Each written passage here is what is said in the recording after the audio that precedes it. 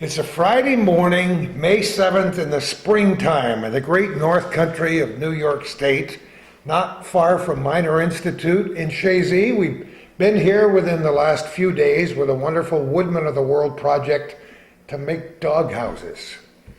Hopefully we won't get into any dog houses today, but we're here on the 7th of May to talk to a gentleman who loves history. And so do we. Hometown Cable has done many programs related to history from this area and across the border in Canada. And today we have the pleasure of meeting Mark Jodoin. How are you? I'm very good, Gordie. Thank you. On camera. We heard that Mark was in town to do a lecture and presentation at the Minor Museum in Chazy. He'll also take a tour of Miners Institute later today. And he wrote a book which we have right here, and I'd love to hold it up for all to see, called Shadow Soldiers of the American Revolution. There's always a subtitle. Indeed. Loyalist Tales from New York to Canada. Published not even a year yet? That's right. When? Came out last June. Yeah. And published by? The History Press of Charleston, South Carolina. You know, we know about History Press. They do a great job. They do, and they were great to deal with. And secondly, I'm their first Canadian author out of some 400. Yeah, and because they don't normally publish a Canadian, outside of the U.S. But because the topic was really had a major American component and is New York based, they tend to publish regional histories, and they do a great job. The business model shows that one area of growth, one of the few areas of growth in the publishing industry is regional histories, and I think a lot of it has to do with the fact that many of us, ourselves included, the feathers are getting a little gray. You reach a point in your life, white or some other color. That's right. I guess people, boomers are getting more interested. We're closer to the end than we are at the beginning, so we get a little more interested in maybe our roots, where we're living currently, the history, and History Press has done a great job going state by state. They're probably publishing titles in 2 or 3 dozen states now.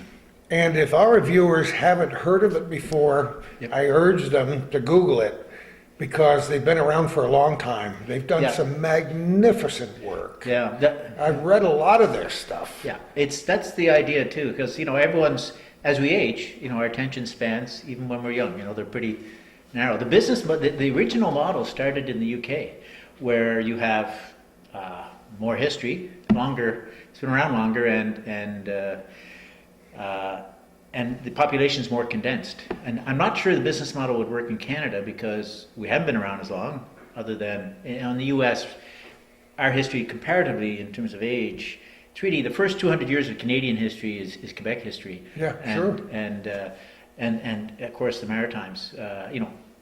West of Quebec, it's really only 200 years old. And yeah. But it's been so intertwined with our history, especially in this part of eastern New York State and Vermont, that it's amazing to me that they finally discovered you. Or did you discover? It was kind of happenstance. I had been in a car accident, and it took me a while to recover. And one of the things I could do while recovering was write and research. And so I wrote a series of articles that were published by a magazine in Canada, and these articles pertain to loyalists in general from Vermont, New York, Connecticut. And once I recovered from my car accident, I was about 18 months ago, I was in Washington, D.C. at an historical society meeting.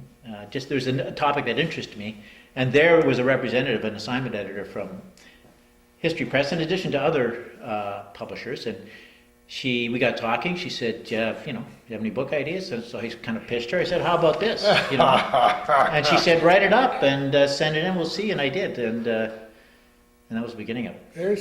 There's one of my favorite words is serendipity. Indeed. Being at the right place at the right time. Yes.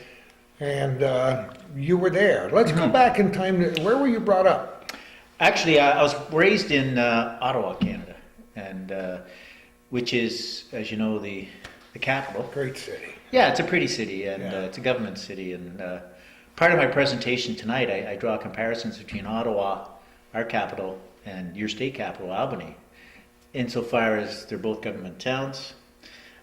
People outside of them tend to despise them because they, certainly because they, as government towns, they tend to have very low unemployment rates. Yep. Which is not a bad thing if you're living there. They tend to have high sort of per capita incomes because they're both, public service union towns. They also have tulip festivals. Ottawa's tulip festival is going on now, and it's a function of the fact that Queen Juliana of the Netherlands stayed there during the war. And every year the Dutch government, to show their appreciation, sends over 1 million. Fabulous. Yeah, Just tulips. fantastic. And another thing, both Capitol buildings were designed by the same architect. No, I did not know That's that. right. A gentleman I named- knew I came here to learn something today. That's wonderful. No kidding. Yeah, Fuller. And in fact, there's still a Yes, major construction force in Canada. Fuller was the architect, and ironically, both buildings, the state capitol building and our parliament buildings, burned within about 5 years of each other. That's 1911 in your That's case. bizarre. Yeah.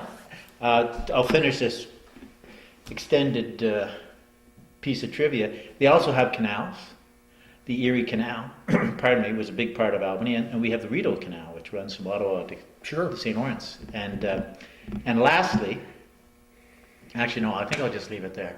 When the horse is dead, dismount. But no, were your parents professional people? Yeah, my dad was a CA, which is the Canadian equivalent of Yeah. CPA, and so he was an accountant, and he realized fairly early on, although my brothers got into the family business, which was an accounting practice, Yeah. he realized that I was the square peg in the round hole, and I preferred. Join the club. Yeah. Your experience too. My parents called me the black sheep. Oh, really? Wow. It's the peg in the hole. It's the That's old it. story. That's So it. we're kindred spirits. So you always interested in history as a kid? I was always interested. I think. I suppose, I've always been a bit of a researcher, interested in looking for meaning and significance in things. And sometimes you find that in philosophy, sometimes you find it. But history, and it was only really about 10 years ago when I moved into a colonial stone house that I started to scratch the surface a little bit. And I had been interested in Roman history and prehistory, but that really sparked my interest in colonial history. And, Isn't that fun? Yeah. History is fun, and I'm so glad that at the outset today you mentioned the fact that young people are discovering that history is important to them because of their own personal roots and because they're interested in the area they live in. We like to think, Calvin and I, that we might have been a function over the years in introducing history in an interesting and entertaining way, certainly a far less formal way than they're going to get it out of an encyclopedia, by interviewing local historians, by letting people know that, your ancestors did come over here in the 1650s or whatever the thing is. And so we find, and it pleases us that young people watch this show a lot, just so they can learn what their parents have been talking about all these. Well, you two have made a nice contribution in that regard. And, it's not easy to capture young minds. And the younger you can get them, it's like the Jesuits, you get them while they're young. But the younger you can catch a mind, it's pretty fertile. And history, for a lot of people, and particularly certainly in Canada, when we were growing up, we were taught that Canadian history by definition is boring.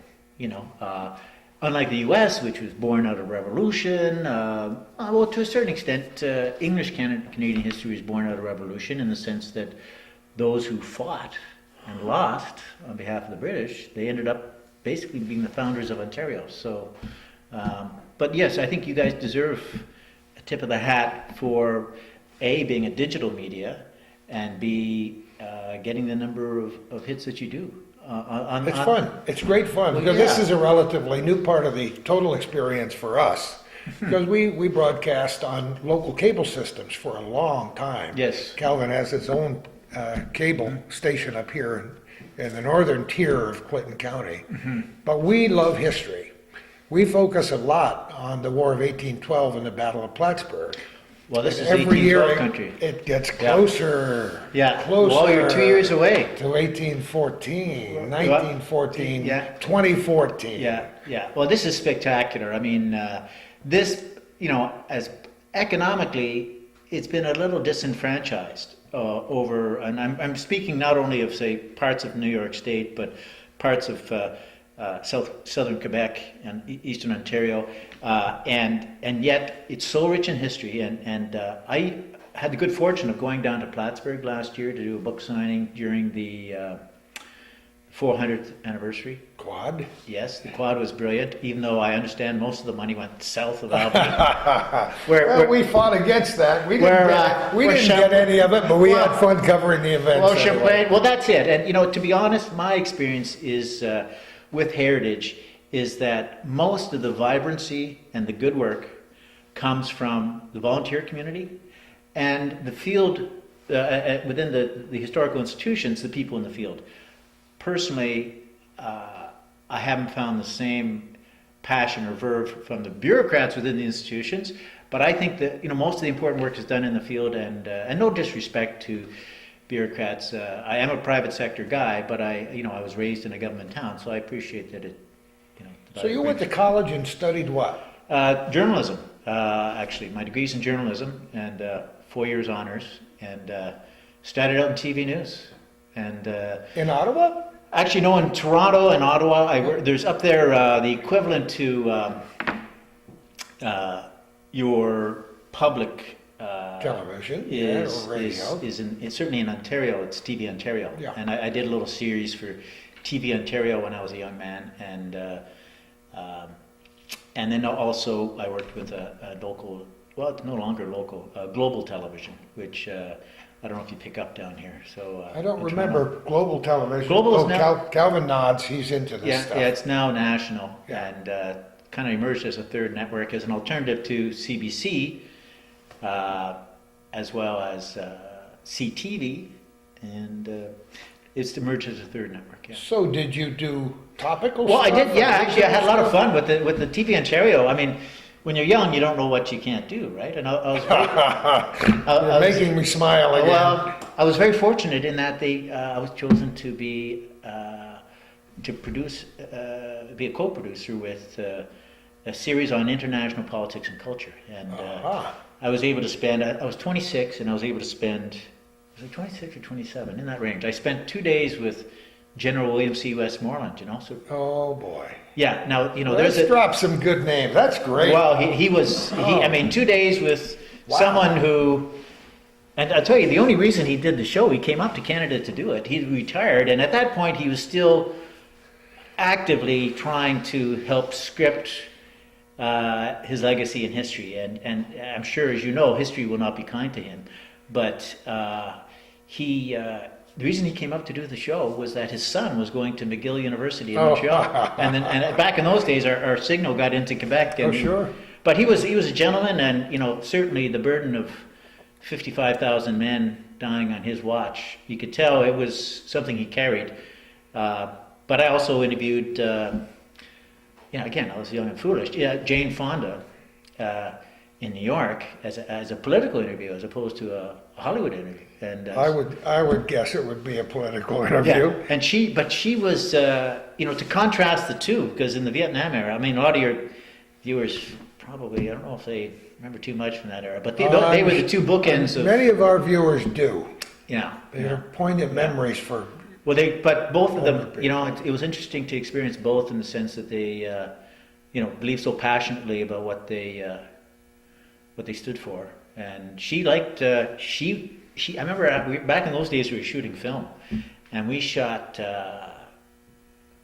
you basically shot a mag, and the mag lasted, I don't know how many, 12 minutes, and the director said cut, and we had to swap mags, and she leaned forward and she said, "Ask me anything you want." she said, I love talking to people from Canada. Your level of political awareness is so high. Ask me anything, and we did. And that interview, TV Ontario played it over and over again because it turned out, as was his. Do you own it? No. In fact, I remember being. Back in those days, you had to use a steam vac. Right? Oh, sure. And we cut it. And I remember the senior guy went in to watch it with his pipe, and he came out and he asked me. He was a Scotsman. He said, "Are you a member of ACTRA, which is the union?" And I said, "No." And he said, "It's too bad. It's an award-winning interview." But again, we weren't self-conscious back then. We just, I remember thinking that you could see my heart pounding through my jacket. I was so nervous. Those are experiences you don't soon forget. No, so it's nice to find out how the groundwork is laid, what bricks you stood on to get where you are now. Yeah. So So you enjoyed that part of it. Yeah. Then what? Well, then I've lived and worked in the U.S. My dad took ill. I returned to Ottawa, and very quickly the company I was working with was bought by a Houston company, so off I went to Houston. And I worked for Oceaneering International, which at the time was the largest deep-sea diving company in the world. And we got National Geographic covers. We're best known for something called GEM, which was the deep-sea diving suits. Oh, yes. They looked like the Michelin tire men, right? Yeah, sure. And Oceaneering was a real pioneer in terms of subsurface technology development. And so Houston was a lot of fun. It's amazing. Yeah. How long did you stay there? I was only there for about a year, but I came back. I found it hot, humid, and but it was a great place. God, I mean, I remember it was my first exposure to chicken fried steak. And I remember seeing it on the menu, saying, I love it. "What's a chicken fried steak?" And my host said, "I said, is it a steak? Is it chicken?" He said, "Hell, boy, it's a steak fried like a chicken." And I just had a wonderful year there. And I came back to Canada and I worked in an ad agency. And I'd recommend that for young people. I don't think there's any experience a young person can have under the age of 30 that's bad. It's all good. We concur. Yeah, and this in this case, an ad agency really teaches you client service. You have to it teaches you good survival skills. You got to get things done for the clients. Teaches you how to think on your feet, and so that was good training. And shall I continue? Yeah, I'm very interested in this checkered past. Well, mine is far more checkered than yours. I'm not done that. Far more multifarious in really? terms of the experiences I had before I was 30 years old. But like you said, there are no bad ones, at least in retrospect. Yeah. Well, I had when I was younger, I had the good fortune of I dropped out of school before my father threatened to come over to Sweden, where I went and dragged me by the ponytail back to school. But it was there I worked in hospitality. I was a waiter in Sweden, and why not? Yeah, and but I'll tell you what I learned was how good working in the hospitality sector is for young people, because it teaches you how to deal with frustrating situations. It shows you have good work ethic in terms of working long hours, mediocre pay, and whenever I would see hospitality on a kid's resume, it made me take note. It said, this person's not hard. I'm the same way. We raised a lot of kids in our family, and many have worked in that field at one time or another. Yep. Some made more money in that field than they did in their later chosen careers. But when you're meeting people face to face and deal with them that way, just like you and I are doing now, it's an enriching experience, and I hope we never divorce ourselves from the real world in that respect. It's easy to happen now as we hide behind our laptops. Yeah, it's true that can I tell you how I used to make my tips from the American tourists? Sure. I would say, first we'd be talking, and they'd say, "Oh, you're an American?" I said, "No, I'm Canadian." And I'd say, "Where are you from?" And they'd say, well, Kansas City. I'd say, "Kansas City? The Kansas City Chiefs? Mike Garrett, Heisman Trophy winner, Len Dawson." And actually, I'm being facetious, because back in those days, I loved football and the NFL and connecting with. It felt, you're a long way from home when you're over there, and Americans, we view them as cousins, and I'm sure vice versa. So it was always nice meeting, but inevitably there'd be an extra 50 kroner there by the end of the meal. Yeah, I was surprised the number of Americans that came through. Connections Yeah. are absolutely essential. You and I Yep. were making some of those before we Yep. began. Yep. And Calvin says that we're never going to get this program underway, but it is. When you discuss connections, you Yep. find that, holy mackerel, we're brothers 3 times removed. Yes, it's true. So, when did this passion, Yes. this real passion for history begin, and how? It starts when I was in I think everybody benefits from a mentor at every stage in your life. absolutely.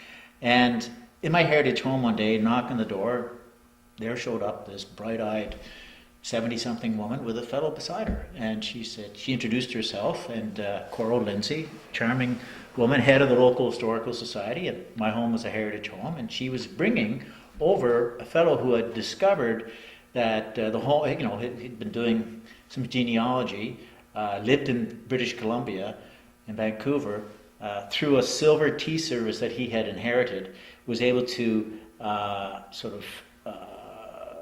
basically dig back and discover that the fellow, his great-great-grandfather, had built the house I was living in, and so he was in town. He wanted to see it. She contacted me, and her and I hit it off right away, and very quickly.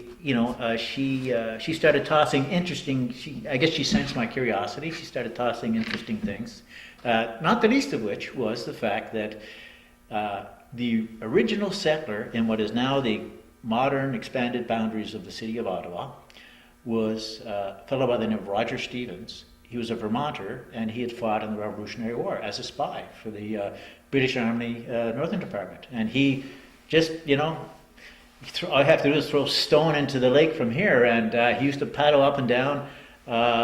This was the key route. Oh, sure.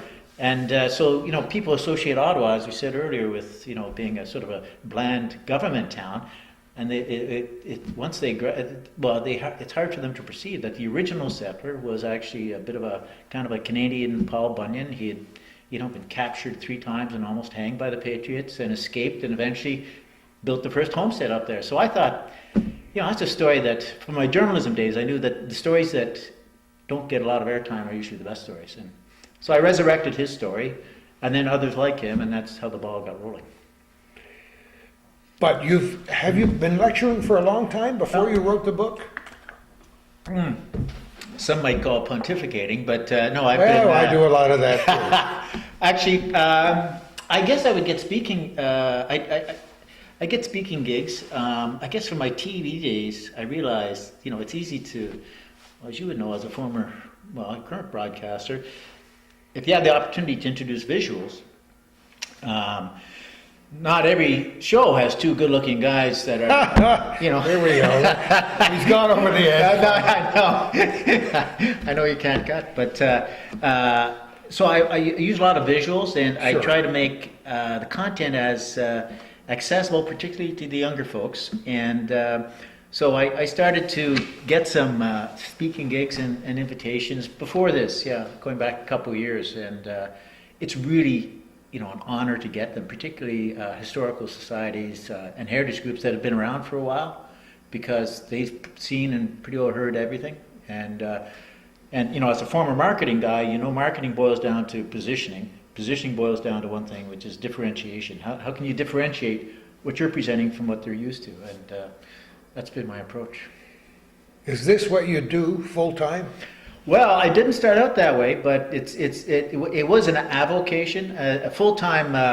I went on to work at Canada's largest software company at the time during the high tech boom. So I was able to have a pretty good career in packaging, promotion, and business development with this company, and learned the business side, learned how to become an entrepreneur. Actually, it was a very entrepreneurial organization, and I was lucky enough to work with a team. Just as PCs were coming out, we developed a piece of software that is now Canada's largest selling software product in history. So about $2 billion worth of And not so much, I was just a member of the team. I was responsible for the business component of it.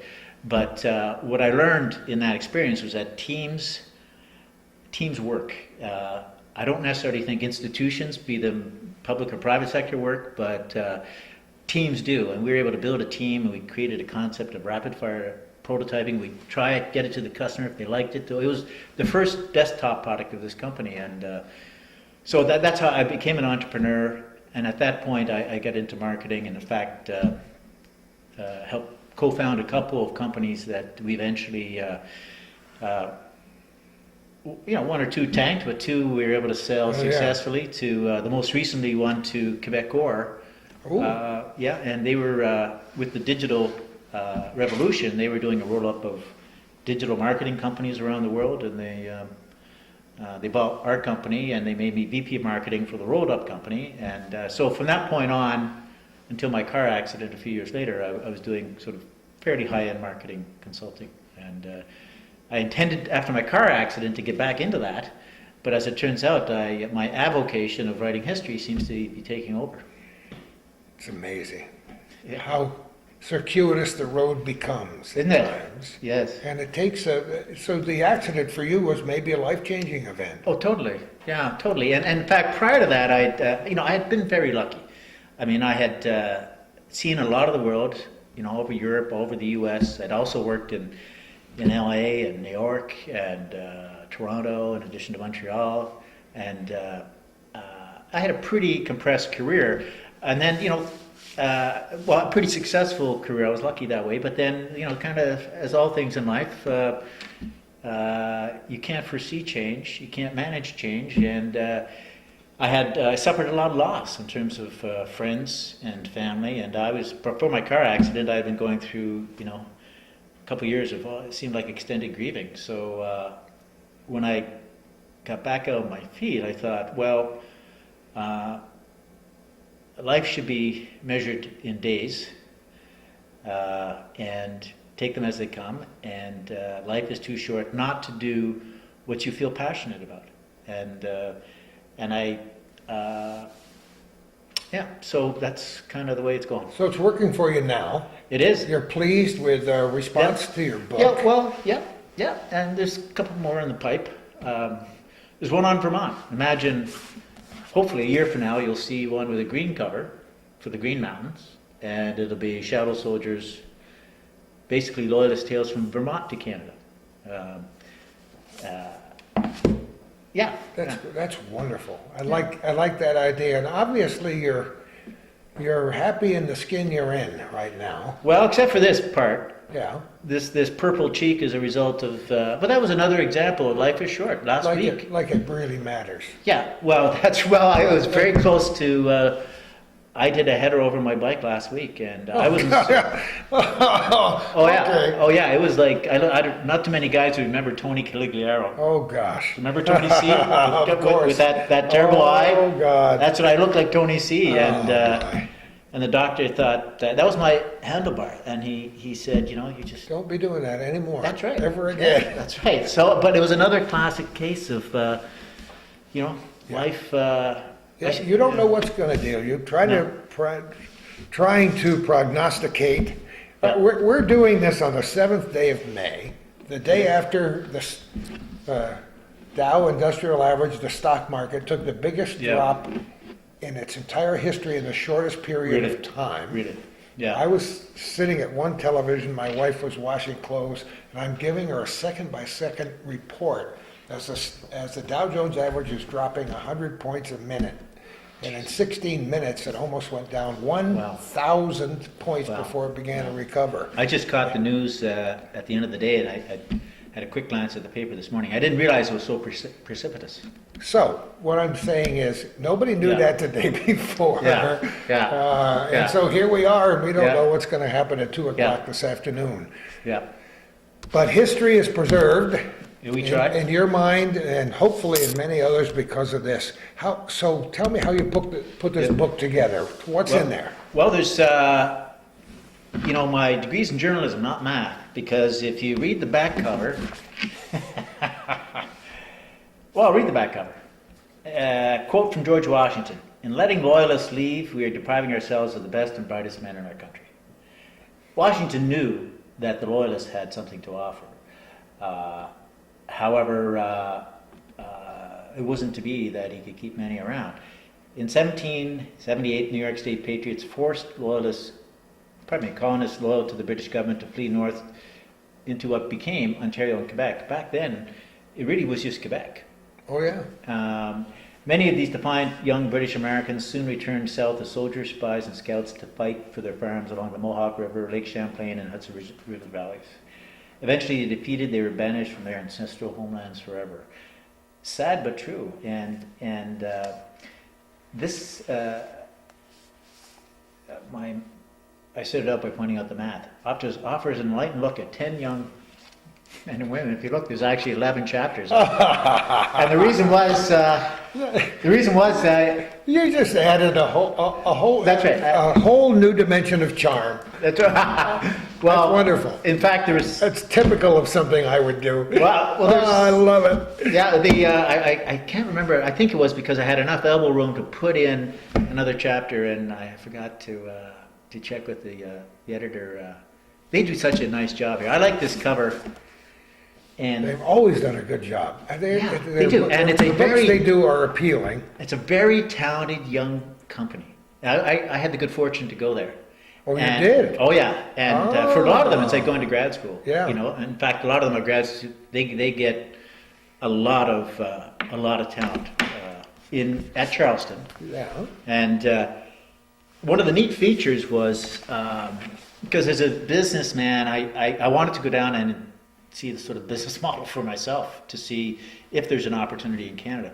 But great, just a charming, bright group in a 1850 something house in Charleston, and Isn't it great? yeah, and they're all cracking. Charleston's a great town anyway. It is, and the one thing I was happy with was I think what got their attention was that the former American ambassador to Canada agreed to do the foreword for the book. I noticed that. David Wilkins, yeah. That's pretty cool. Very cool, and he's a cool guy. In fact, he's a Carolinian, and when Bush picked him to be ambassador, Canada was not Bush country. Yeah. Oh, well. Okay. Well, I know. Okay, and in fact, I think there's a great piece of, I think the CBC did a poll during the first election, the Gore-Bush election, and had that election been held in Canada, Gore would have won by a landslide,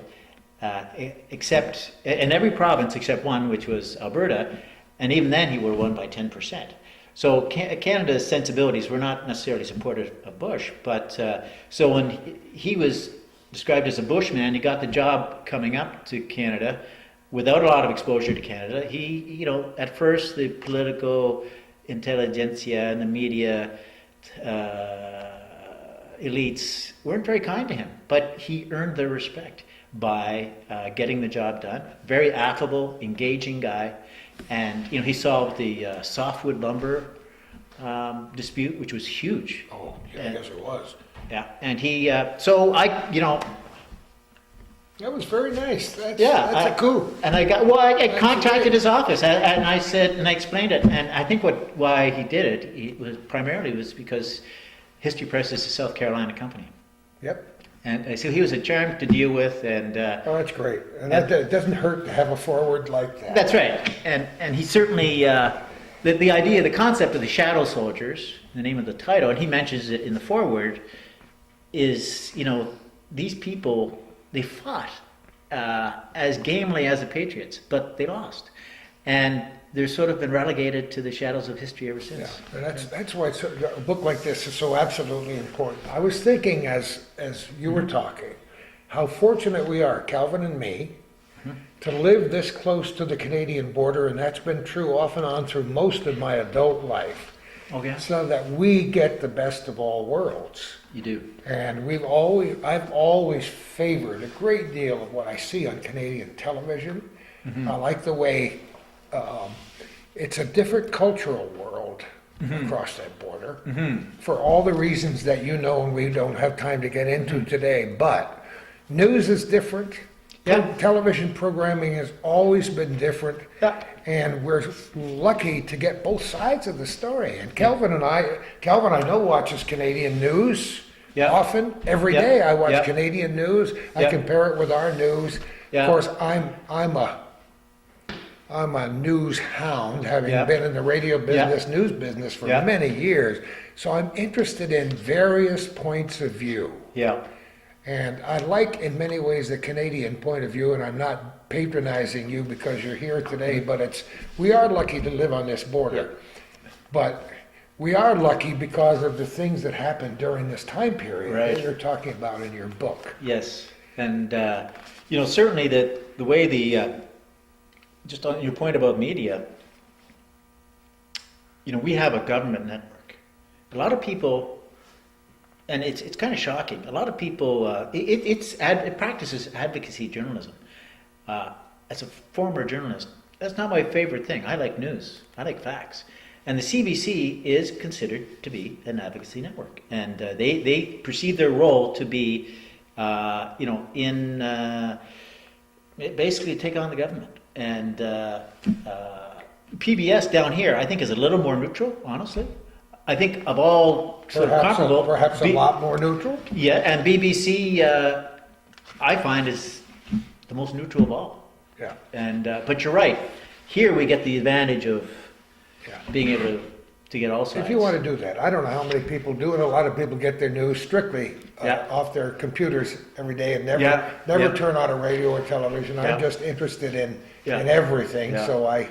But in Take terms little- of, as you mentioned earlier, I'm sorry to interrupt, but you mentioned, the other side, getting a different point of view. When I present and I have probably done, it's just a modest little regional history, and I've probably had the opportunity to do 24 maybe, speaking engagements, book signings, and invariably someone will come up afterwards and say, in the U.S., they'll say, it's nice to hear the other side, because often, they were told back then, certainly at that time, but even the history books, I think, would portray the loyalists as toadies and British. Oh, of course, when I was a child. yeah. Are you kidding? Yeah, and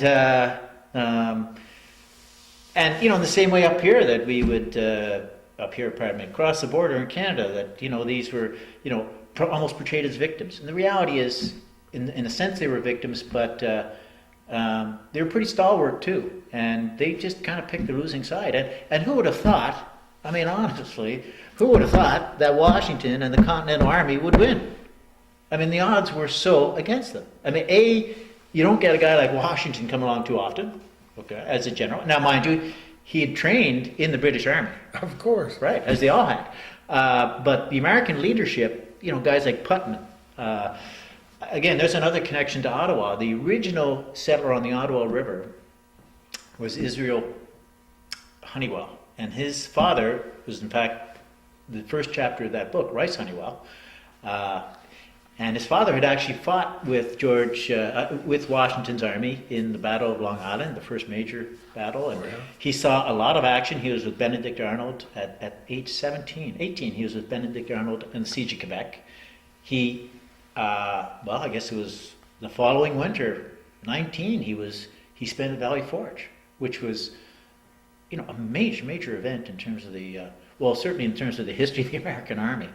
The 10,000 men wintered at Valley Forge. A quarter of them died. So many of them were starving. And Rice Honeywell, who had been a sergeant, he wintered there. After that, he fought at Monmouth. And then after that, he was injured. He went up to Hoosick, which is right across the border from Bennington. Sure. He recovered.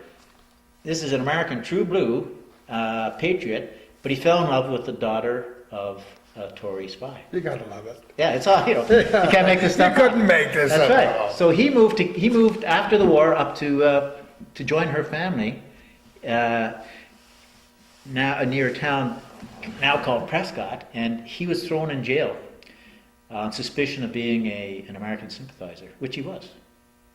Kind of thumbed his nose to the king, but he spent some time in a prison in Kingston, Ontario. And then he went on to be, at one point, I think he was the third largest landowner in that part of the country. And when the War of 1812 was on the verge of breaking out, this is such a long story. I'm sorry. He sent his son. Don't be sorry, we love it. Oh, well, he didn't want his son to experience what he'd gone through in war, so he sent his son up to the Ottawa to settle, and his name was Ira, or Israel Honeywell, and he named him after Israel Putnam, the great American general. And so again, not too many Ottawans realize that the first settler on the Ottawa River was named for a great American general, and the first settler further down in Ottawa on the Rideau River, was a spy in the Revolutionary War. So there's that's Rice Honeywell is the first in the book. So how did you do your research for this book? Well, Was that a long time?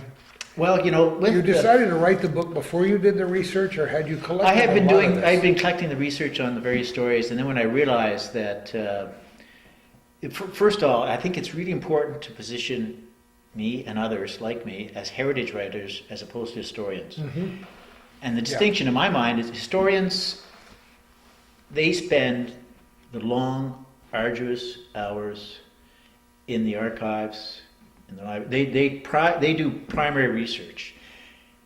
And as the great loyalist historian in Ontario, Mary Beacock Fryer, who's in her 80s now, she said, historians need heritage writers because invariably the work of the historian or the archivist ends up as a thesis for a master's PhD. Sure. Never sees the light of day, or is not popularized. And so, a heritage writer needs to be very careful about your sources, particularly if you're doing online work or research. But you come to learn which secondary sources you can trust, people like Beacock Fryer and Gavin Watt, another major historian. But so much of the primary data is now online. It's shocking. It's amazing to me, and that's because I have many more years perspective than you have. I don't know. But what I always loved to do research as a young person, and it required going to libraries. And if you Yep. didn't live near one, it required traveling. Yep. Nowadays, I can do as much research in an hour as I know. could do in a week. I know. All Quite those years something. ago. So it's amazing. Yeah. But that's a good point. You have to be so careful because some Yeah. people believe whatever they see in print.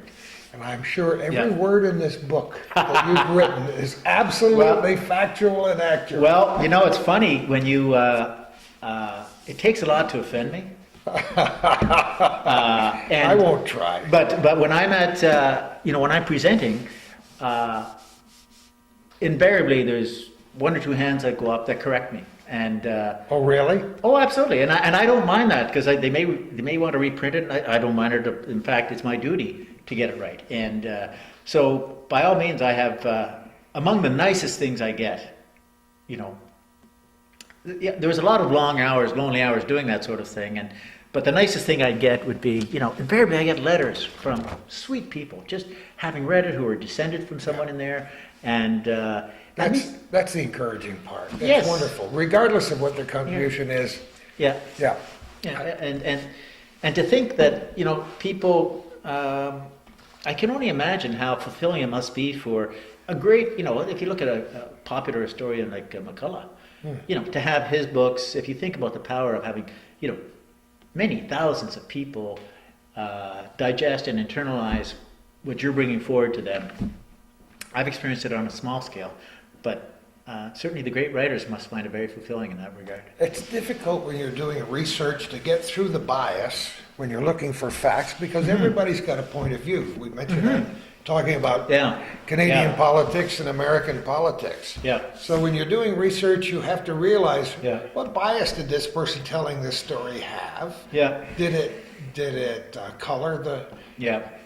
the history, the narrative? Yeah. How can I be in the middle if I want to be in the middle? Yeah. So do you take a point of view? I try not to. I mean, in fact, if I was to critique it, it's pretty. I guess my journalistic instincts. It's pretty fact heavy. In other words, I try not to be too interpretive, other than on the human level experience. I mean, how difficult it was. Honeywell made out okay. He was an American though, but the others in there were, for example, the fellow on the cover. That's his funeral, Sir John Johnson.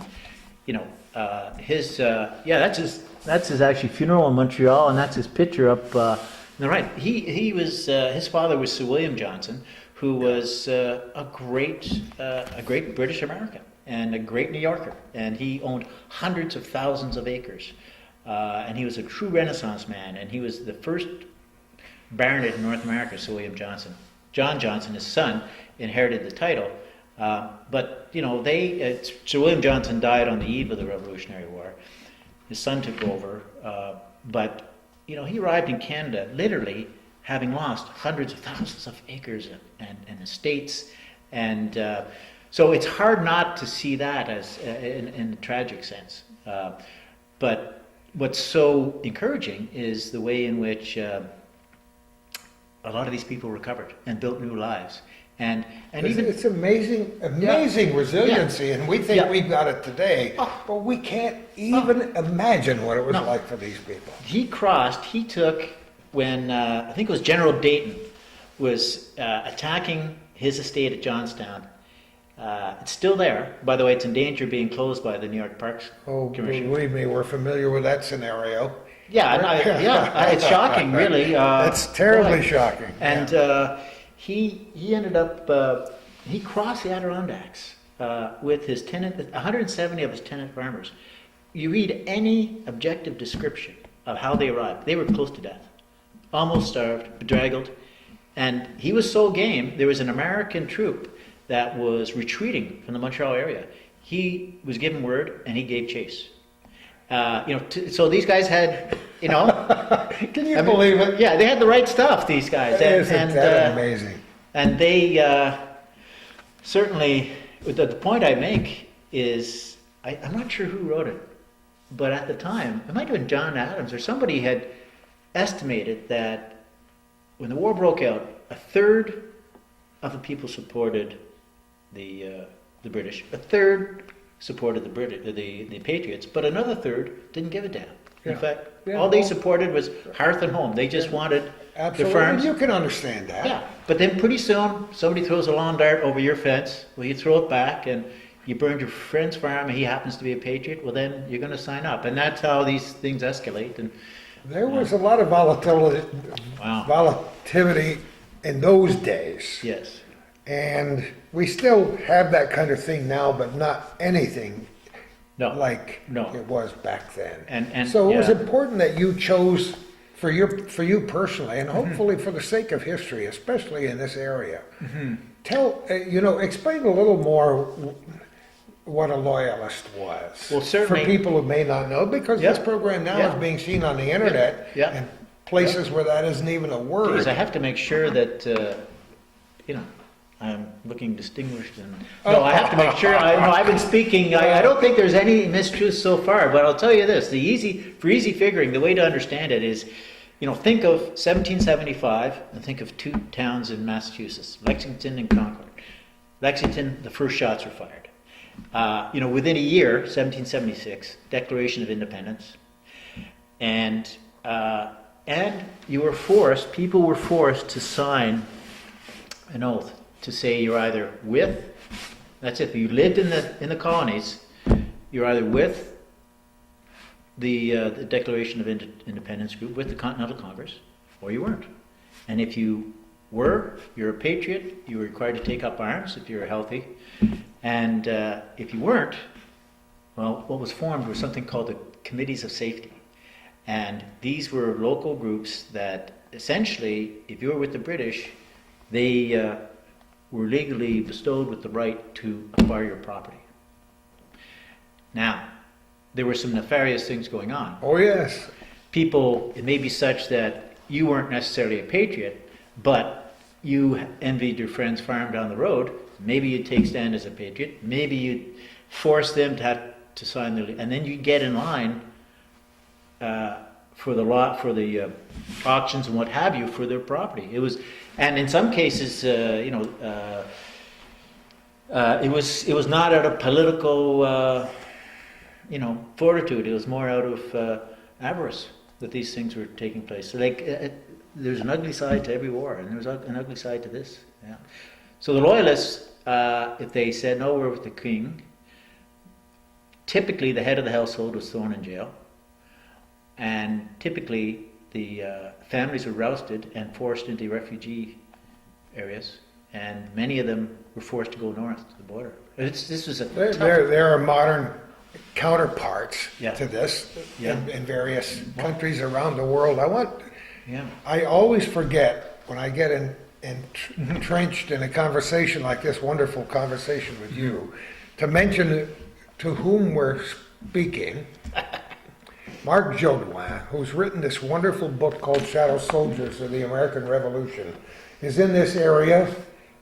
One of the reasons is to talk to us today. Another one is to do presentations locally at the Alice T. Minor Museum, et cetera, et cetera. How did you settle on, 11 chapters? Yes. How yes. did you boil that down? Well, because it was a regional. First, the stories had to be interesting, and I remember a friend of mine, he's now deceased, was kind of a mentor of mine. He had had a lot of success with ABC. His name is Brian Nolan. He, in fact, came out of his good friend was Peter Jennings, and he and Brian produced the first national newscast that CTV ever did in Canada in 1961. And Brian produced it. Peter was the anchor. And Isn't it wonderful? Because that coincides with when my career in the Really? business started here in the States. very good. And Peter Okay. Jennings, Well- doesn't that evoke Well, wonderful Peter was a memories? great guy. Oh, And my ironically, goodness. they went to ABC together. Peter as an anchorman, Brian ended up heading up the foreign bureaus out of London. But ironically, Peter died 4 years ago Oh, God. of cancer. What a sad day. Brian went to his memorial at Radio City Music Hall, came back, bit of a cough, ache in his back, told me at my birthday dinner about a month later that he was diagnosed with the same cancer that had killed Peter. Is it Exactly, and tragic and yeah. terrible? yeah, and apart from Wow. being melodramatic, what was the point to that? We were talking about how we chose things, how Right. we chose the 11. Yes, Subjects and We're talking with Mark Jodoin, who wrote a wonderful book called Shadow Soldiers of the American Revolution. And Mark, do people call you Mac or Mark? Mac. well, my family calls me Mac, M-A-C-K, and that's because the first left fielder of the Montreal Expos was Mac Jones. Oh, and yeah. we used to call his bleachers in Montreal, in the left field bleachers at Jerry Park, Jonesville. When I lived in Montreal, I used to go and sit in the bleachers, and I was a fan of Mac Jones. So my family and old friends call me Mac, but typically these days it's Mark. Okay, Mark Mac. We were talking about why you chose these 11 chapters, these 11 people, and you were talking about mentors and friends, and everything funnels down to this book. Yes, yes. Well, certainly, from a writing and perspective, one of my mentors was Brian Nolan, great newsman, and it actually taught me after his years at ABC and Global, he retired to teach at Carleton University in Ottawa, where I did my journalism degree, and he encouraged me throughout the years. And certainly, when I started writing history, he gave me a great piece of advice, because initially my stories were pretty boring, and he'd say, Mark, history is boring, stories are not. Make sure they tell a good story, and that was a real turning point for me in terms of getting them so that you don't have to be interested in history to read the story or to enjoy it. You just look for the great elements of tragedy and hubris and other aspects that go into making a great story. And fortunately, you don't have to make them up with history; they're all true. So you picked 11. I picked 11, and because the distribution model of Shadow Soldiers is a distribution model of History Press, the publisher, I knew that through their great marketing and sales network, they'd be selling it through regional and local bookstores in a cluster, certainly in New York State, in the Hudson Valley, in the Champlain Valley, in the Mohawk Valley, but also going into Canada. A lot of these protagonists were from the Hudson, Mohawk, and Champlain Valleys, but they settled on the St. Lawrence front essentially as the very early founders of Ontario. People, for example, one individual settled the town of Gananoque, typically known as the gateway to the Thousand Islands. Another settled the We town love it of up Prescott. there. And That whole area. yeah, so they were basically New Yorkers. And in fact, Sir John Johnson, who's on the cover, his family crypt is on. It's now known as Mont Saint Grégoire, but it used to be Mount Johnson. And he in fact wanted it positioned on the south west face, so he could face his beloved New York from a distance, even in death. And Sir John Johnson, it's further tragic in the sense that his family crypt, which this is essentially one of the early founders of English Canada west of Quebec, his family crypt was bulldozed accidentally. No. Yeah, and in the 1950s, I think it may have been the 60s, and the fellow who did it accidentally, remorseful to his death. In fact, he started a project to try to have it rebuilt, but he basically dozed it out of existence. And the United Empire Loyalist Association of Canada, which is roughly equivalent to the SAR and the DAR for English Canada, their local chapter is the Sir John Johnson Centennial branch, Centennial associated with Canada Centennial. But their stated mission currently is to rebuild Sir John's tomb, and they've already gone through the expense of bringing in archaeologists, and they found some 800 bones, 20 years ago. They've categorized them all, including those of an 80-something-year-old man, which was Sir John and a lot of his descendants. And so it's their intention is to have it rebuilt, and because it is of historic significance, and just not far at all from from the New York and Vermont border. So these 11 stories, Mm-hmm. Are they in a special sequence? No, they're actually, I tried to mix up, there's some male, female, Aboriginal, non-Aboriginal. I tried to there's actually 3 Aboriginals in there.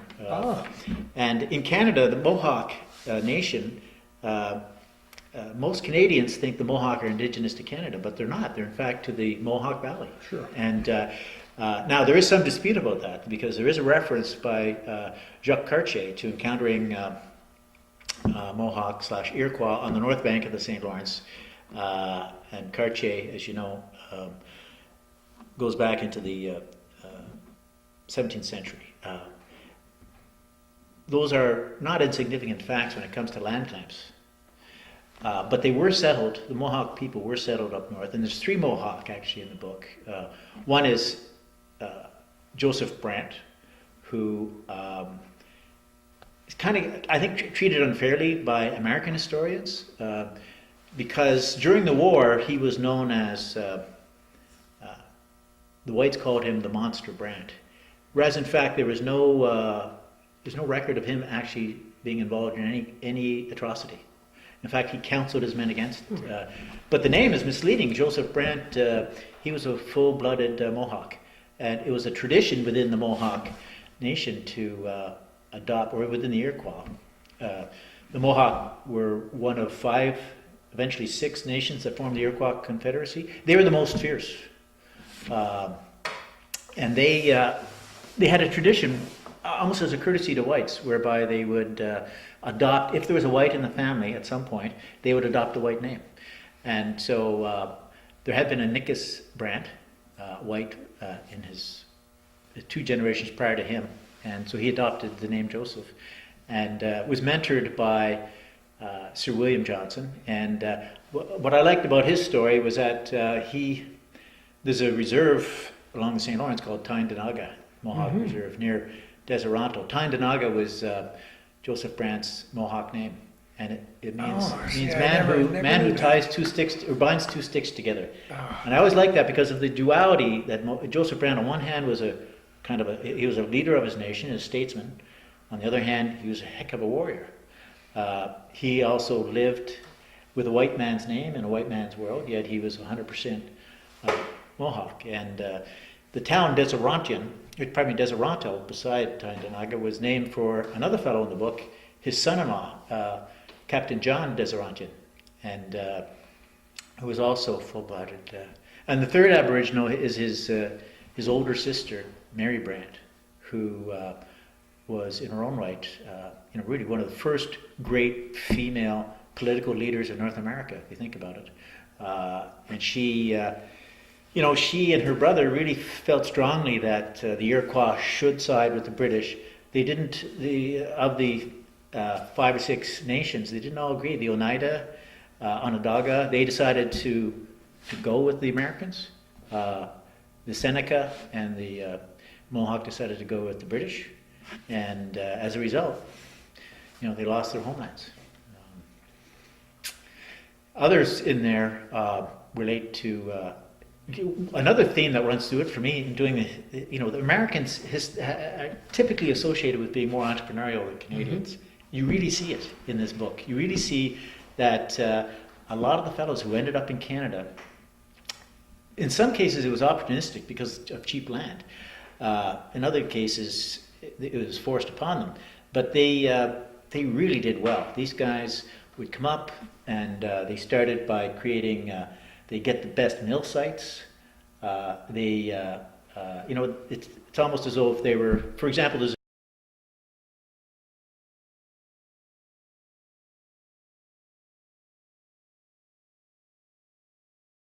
they were extremely successful businessmen from originally from Dutchess County, mm-hmm. and they moved up to Justice Falls. They bought land from the Mohawk, and they were pretty well chased out of he and his brothers Ebenezer and Joseph. They were pretty well forced out and left fabulous wealth behind, But up north in Canada, they went right back at it. Started acquiring land.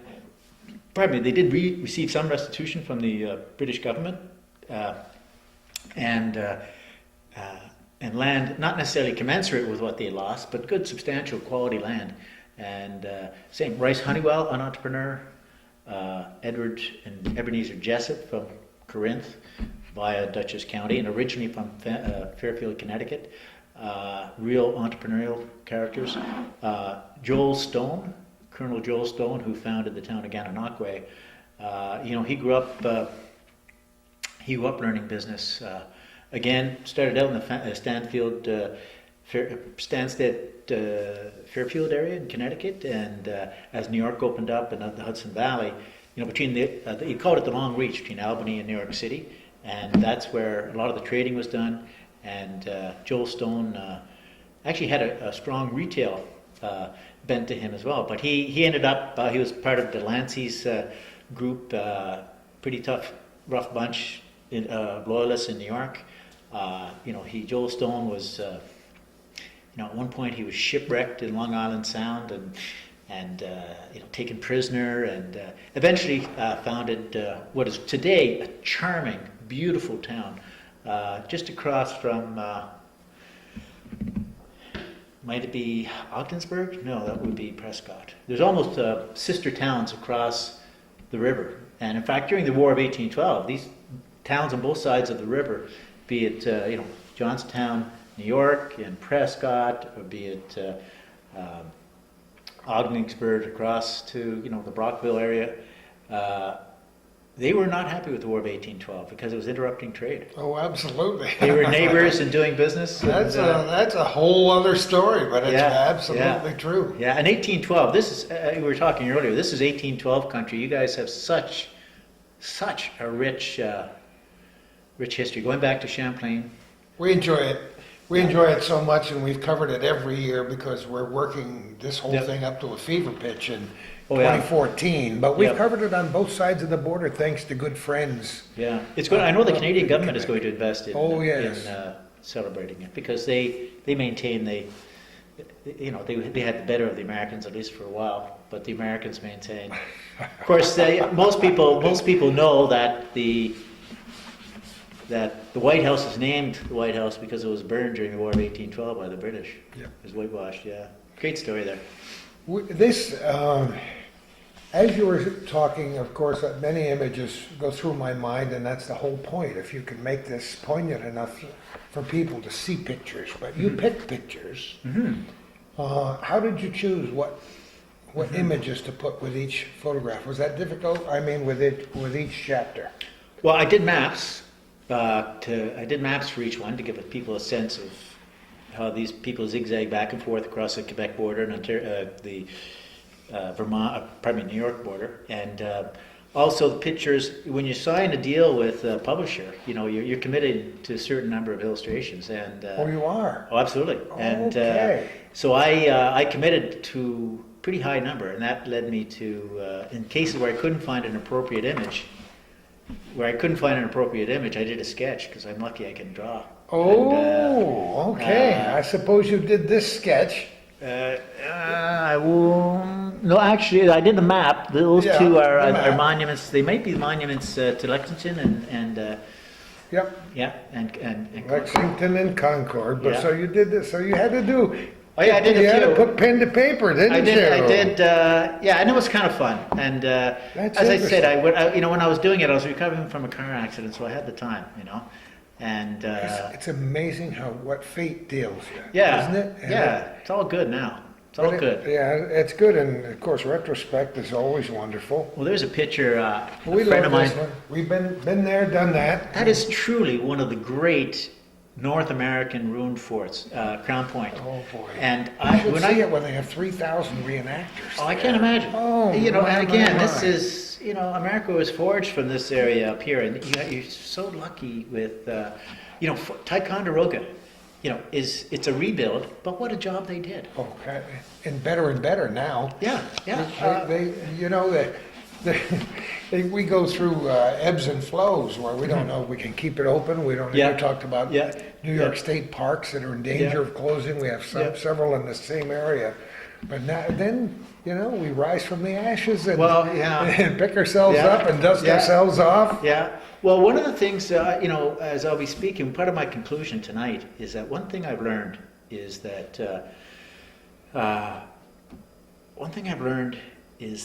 heritage, and I saw this for the first time last fall when I was in Plattsburgh. Here's a city that had a devastating blow dealt to it in the 90s by the Clinton administration, closing that Air Force base. And that's roughly the equivalent of taking the state government out of Albany. I mean, economically, it was devastating. And here I was looking at this spectacular monument to Champlain overlooking the lake. And then there's a brilliant monument to MacDonald. And they had a parade. This was for the quadricentennial. Oh. The parade, and you see just how much heritage has helped bring Plattsburgh back. And I was very fortunate a few weeks ago to be speaking at the Clinton County Historical Association, which is in the old officers' barracks on the Air Force Base, and to go and see. There's a nice War of 1812 museum on the same grounds. And a transportation museum, and It's good, and I think it's a big pride, and I think also New Yorkers are waking up to, Montreal's economy, Quebec's economy is doing really well, and I think, there's good and bad to tourism. I know that a lot of those yachts that are parked in the harbors belong to Montrealers, and I'd hate to be in a lineup as a New Yorker trying to get a slip, but the good news is that they're spending their money, they're creating a tourist economy. Look at the license plates on our relatively Yeah. new Plattsburgh International Airport sometime. And Yeah. see how well we've attracted Quebecers. Well, As far away as it's Quebec City would love to come Yeah. down here and fly from this area, so. and it's also Montreal is the closest metropolis, if you think. I mean, Sure. Oh. but if you look at a map, you guys are sitting on this gem of a lake. That's We have to remind ourselves and our viewers of that all the time, because Yeah. we take so much of what we've been talking about here today for granted. yeah, But by having you sitting here, yeah, almost in the woods, yeah, on this wonderful dirt road in Yeah. Chazy, not far from Miners, not far from Yeah. a beautiful place called Lake Alice, which Yeah. is one of my favorite hangouts in the world. Well, the miners did such a, I guess it's Oh, named for my Alice God. T. Miner, is it? That Lake Alice, did Jonathan Like Miner? Alice T. Minor, of course. He named it Sure. after her. She was as big a force as her husband Really, was, in her own way, and this museum is a tribute to her because she started it. Well, You're going to that's- be tonight. They're going to give me a tour this afternoon. I'm pretty excited. I dropped by once, but it was only briefly, and they've got a nice team there. I think it's headed up by Amanda Palmer. And They're good people, all good people, and all Yeah. people who really care. Have we mentioned the names of everybody in your 11? we've talked about Colonel Joel Stone, who founded Gananoque. We talked about Major Edward Jessup, who founded Prescott. We talked about Joseph Brandt, Mary Brandt. Mary Hopel? Mary Hoople, great little story there. May I? I wish you would. Okay. She's, if you drive along the highway on the north side of the St. Lawrence, headed from Cornwall to Montreal, you go on you go on Highway 2, you'll see a sign as you go on a bridge, Hoople Creek. It's named for the Hoople family. Yeah. And she, in fact, originally started out in Pennsylvania. There was a couple of famous Indian massacres. The Deerfield Massacre is probably the most famous, 1704 in Deerfield, Massachusetts. But the Whitnor massacre in Pennsylvania is also well known. Delawares attacked her family, basically tomahawked everyone but her and her brother. And one other sister ran into the woods. But her and her brother were taken prisoner by the Delaware. And she was raised in the Delaware camp, eventually was rescued by a British officer who came into the camp, figured out what was going on, that she was a captive, and basically got her on his horse and got the heck out of Dodge. Great story. Yeah, her brother was not around at the time. So he took her, she eventually ended up in Fort Detroit, and her uncle, who had been the brother of her father who had been killed, eventually had gone up through New York and across into Long Sault, Ontario, which is near Cornwall, and settled there. And he sent a Methodist minister on horseback along the St. Lawrence front, around the lake, and looking for his niece and his nephew. And he found her at Fort Detroit. And they put her on a steamboat. Was it a steamboat then? I'm not sure. Basically took her through Niagara. Little did she know that going through Niagara, that her lost brother and sister who had run off into the woods were living very nearby as she went through Niagara. Eventually went to Long Sault, but she'd become a medicine expert in native medicine. And so in Long Sault, she lived well into her 90s, but she received, during the War of 1812, as you know, the major battle at Chrysler's Farm, where U.S. General Wilkinson was defeated, but she saved the life of an American soldier the day before on her property. And after the war, James Madison sent her $500 US back then, in appreciation for saving, right? And she did so by applying this native medicine to save this kid's life. And years later, her son was a businessman in New York, happened to be in Toronto, and overheard someone telling a story of living down near Niagara was an old man who had been captured as a young boy. So the son rode down. Turned out he was right. He was his uncle. He put him on a steamboat, brought them up to Long Sault. And they reunited? At that point with the uncle, who was in his 90s and blind. Wow. True story. Wow. Yeah, and the great thing about what I've been able to do, enjoy, I've been so fortunate. Last year I went for a book signing right near Long Sault.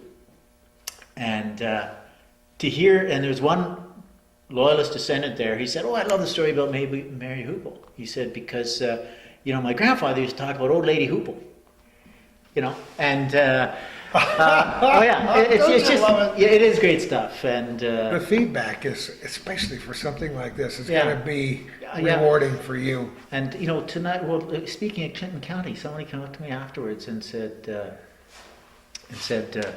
we've got relatives up there, and it basically, inevitably, and this happened quite a bit when I was speaking last summer in the U.S., inevitably families that were split at the time of the war. One branch would go up north.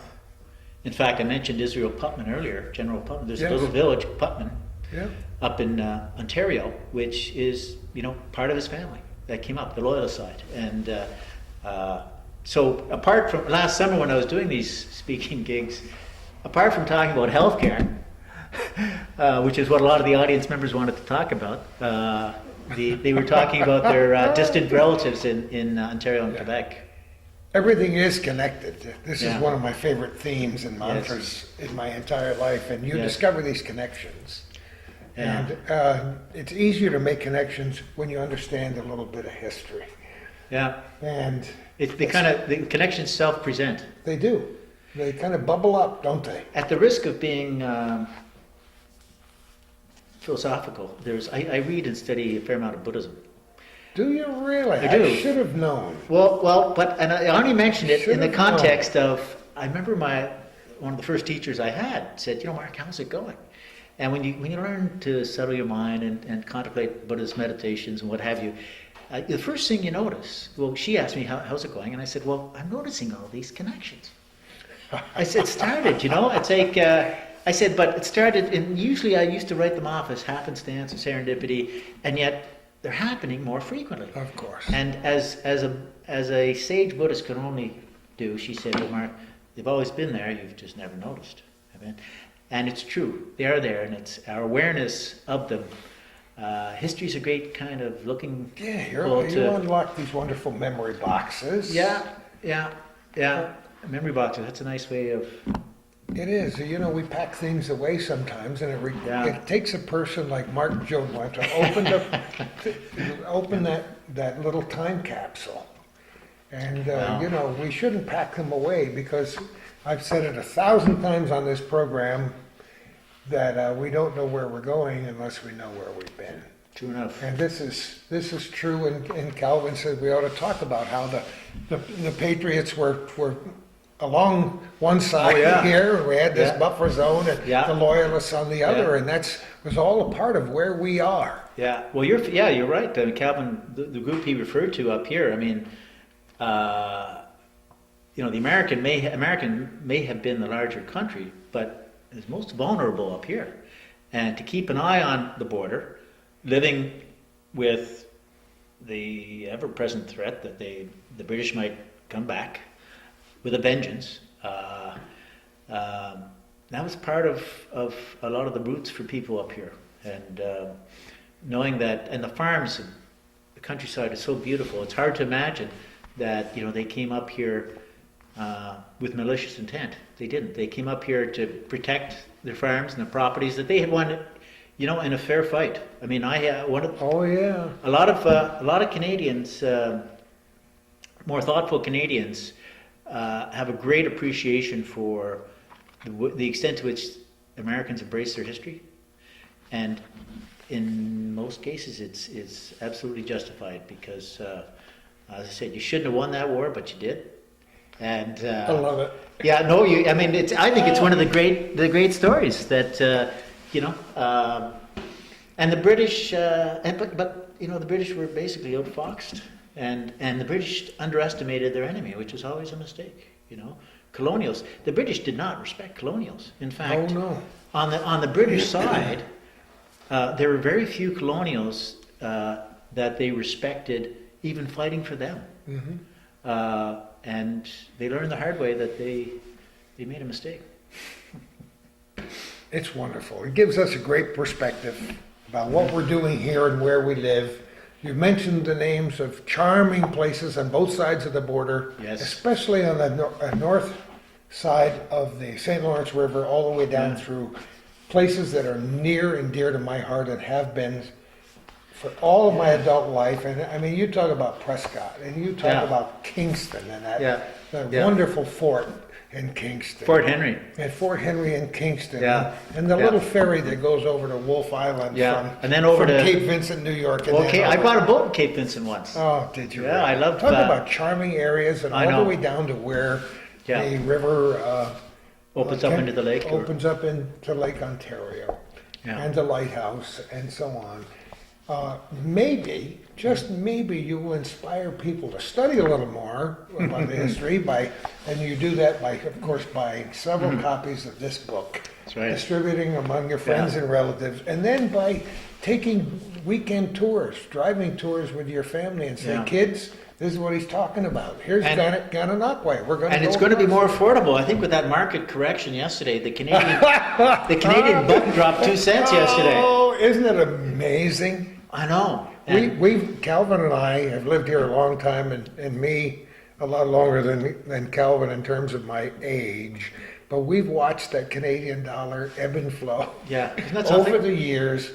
We've seen that Canadian tourism that you mentioned earlier at its Yeah. very height. Yeah. Back when you couldn't get a local campsite, you couldn't get a Yeah. square inch Yeah. to put your blanket on the Plattsburgh Municipal Beach. Yeah. And here we are, up and down all around. And you hate to think that it's being manipulated by exchange dealers and arbitrage artists on Wall Street, but and in London.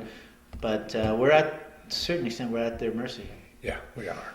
Okay, what's next after this? What's the next one? What can we Well, get? I'd hope. Well, there's a couple projects in the works, and certainly the next one I hope to be, as I say, a green cover version of Shadow Soldiers from Vermont to Canada, and Maybe you could glue the two of them together That's right. somehow. well, yeah, they'd be a good pairing. But certainly, in terms of that geographic Yeah. coverage again. Gives us Vermont, and a lot of the Vermonters, as I said, settled the area up near where I live in Ottawa, and also heavily into parts of Quebec. So hopefully that'll be next summer, but we'll see. There's other things cooking too. For those people who might be educators and historians, and I'm sure many will watch this program, and many of them are our personal friends, you would do well to make sure copies of this book are in your classrooms, in your school libraries, on the shelves in your local historical association offices, and otherwise readily available. Is it available at Amazon? It's at Amazon.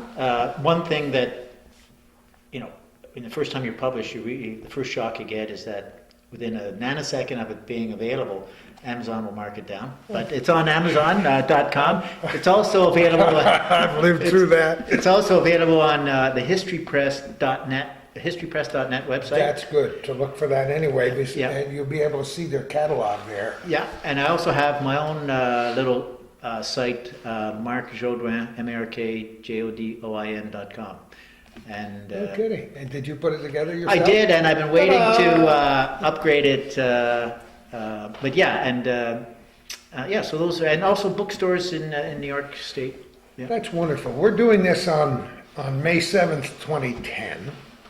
Have you got plans for the rest of this year? Well, I'm actually going to get back to work as opposed to speaking, but I will say to anyone who's watching, if you're involved in the Heritage Group, I'm happy to come to speak at any time, particularly if there's youth involved. And I don't mind driving around this countryside at all, and I'm happy to come and address a group. That's great. They can get in touch with you through your website. Yeah, my email address is a link there. And but this summer I'm getting back to work on writing, and there's some fiction involved as well. So who knows what's going to happen? You are by nature, and I could tell within 4 seconds of you walking into the room, an extremely curious person. You will be looking for those connections every day of the rest of your life, and I hope it's a long and healthy one. And because it's to our advantage that you do that, because if what you're planning in the future is any indication, we'll be edified. Well, you're very By kind. your curiosity and interest for Well, a you're long very time to kind. come. The world needs a lot more people like Mark Jodoin to open that memory box for us. Sometimes we get a little bit complacent. And sometimes it's because it's a wild and crazy world we live in, and people don't take time to search for that perspective that they should have. And that includes adults and children. When I was telling ghost stories to a little 12-year-old girl 5 feet from here last week, I inspired her before she left to start a daily journal. Good for you. And Good I for her. found out from her grandfather that her mother was forced to go to the local store and buy a journal for her to write in that very night. And that's all I needed for that week. Yeah. I needed that Yeah. better more than I Yeah. needed lunch. Yeah. So if you can inspire people to study a little bit about their local history with Yeah. this book and with your presentations, then you've accomplished a great deal.